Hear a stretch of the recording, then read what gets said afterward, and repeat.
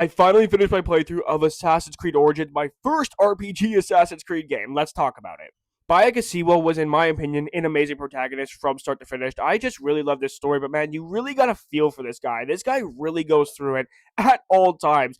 Literally losing his son, wasn't able to save the little girl in Shadia, loses his wife in the process, and ends up with nothing, all for a revenge plot. Now, I understand it's a little bit more complicated than that. I know he and his wife just weren't able to cope with the loss of their son the same way. They couldn't look at each other the same way anymore, but it was still really sad. You really got to feel for Bayek.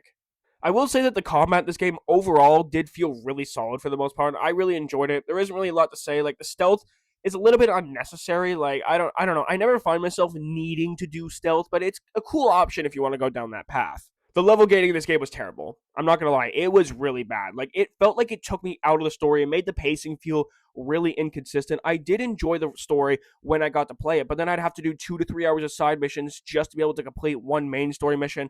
It just gets really annoying and it really takes you out of the story. Also, I did appreciate the origin story of the finger being cut off. I really thought that was a really nice touch by the game developers overall. And overall, the Creed formation was done relatively well. I wish it was touched on more a little bit throughout the story, especially in the middle. It kind of felt like it got tacked on a little bit in the end, but it's not necessarily in a bad way. I just wish they touched on it a little bit more throughout the game, unless I just missed something. And lastly, I want to talk about the Animus. I really don't care for it in this game. Like, it literally doesn't add anything to the story. Your character literally adds nothing. She is an Abstergo employee gone AWOL who built her own Animus. And it's cool, but like I don't care about her as a person. The game doesn't give me a reason to care about her. She has no real personality traits for me to look at and go, wow, she's actually a really cool individual. There's nothing like that for me.